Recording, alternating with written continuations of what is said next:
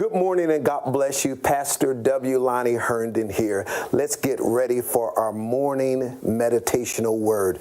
Listen to one of the ministers of the gospel give you a word that is going to impact your day to day. God bless you and help me continue to praise the Lord. Good morning. Good morning, Compassion. Welcome to Compassion's morning meditation. My name is Pastor Richie, and I will be reading into your hearing Romans chapter 10, verse 10. And it reads, "For it is by believing in your heart that you are made right with God, and it is by openly declaring your faith that you are saved." Here we have Paul writing a letter to Israel.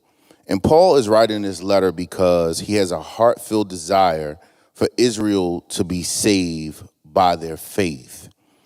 Israel's in a place where they think that by fulfilling the law, it will get them closer to God. However, Paul is explaining to them before verse 10 that Jesus Christ covered the law on Calvary's cross, and all they had to do was believe. Paul is pretty much asking them, what do they believe? So I came here this morning to ask you, what do you believe? Not only what do you believe, but what will you confess or declare out of your mouth? So this morning, as a thought, I want to use for a title a phrase that was coined by a famous comedian by the name of Kevin Hart. And I just want you to say it with your chest. Say it with your chest. Paul says in first part of Romans chapter 10, it is by believing in your heart that you are made right with God. There's a direct correlation between what we think in our minds and what we place in our hearts. The Bible declares in Proverbs 23:7, "For as a man thinketh, so is he." So what happens at this point is whatever you think becomes rooted in your heart. So my first point is very simple, and it comes from Colossians 3:2. Think on things of heaven and not of this earth. Point number one is, what's on your mind? Paul is challenging Israel in chapter 10 because he wants them to be saved. This morning, to all who are watching, I want you to be saved. Paul is challenging them about their thinking process. It is the blessing, to have a job and a career, but are you consumed with the blessing of the job and the career, or are you consumed with the frustrations of the job? It's a blessing that your child came home last night, but are you consumed with the blessing of your child coming home, or are you frustrated by their disobedience? Are you consumed with the grace and mercy of Christ that follows you day in and day out, or is it the trouble of this world? I stopped by to ask somebody today, what's on your mind? My second point is, what's on your heart? I know this question may seem very simple, but when you think about what's on your heart, I want you to consider the four types of soil referred to in Luke 8:4 through 15. The blind heart keeps us from grasping.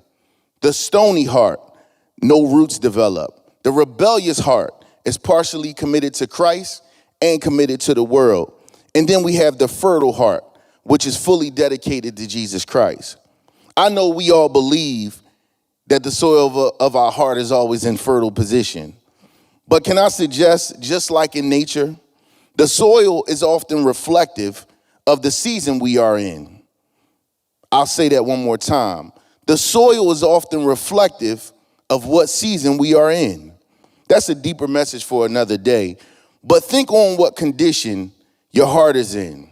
Paul is trying to drive home the understanding that in order for Israel to be saved, they have to believe in their hearts, which makes them right with God. And by declaring with your mouth your faith, which you believe, you are saved. Luke 6:45 states that good people say good things, bad people say bad things. But overall, what comes out of a man's mouth is what his heart is full of. And I just want to say my third point, which is, so what you saying? Again, to openly declare your faith, what you believe, you are saved. Basic in theory, but sometimes difficult to execute because of what we think and what's on our heart. What I'm saying to you is this declaration of your faith should take place at all times. When the sun is shining or the clouds roll in, you should declare your faith. When you're smiling or you're smiling just so that you won't cry, you should be declaring your faith. When you're on your mountaintop or in your valley experience, you should be declaring your faith. The Bible declares that every knee shall bow and every tongue shall confess that Jesus is Lord. So today may be your day of knee bowing and tongue confessing that Jesus is Lord so that you could be saved. All you got to do is believe in your heart, think on it, and say it with your chest. Thank you for tuning in to Compassion's Morning Meditation. We are here every day at 7 o'clock a.m. Be blessed.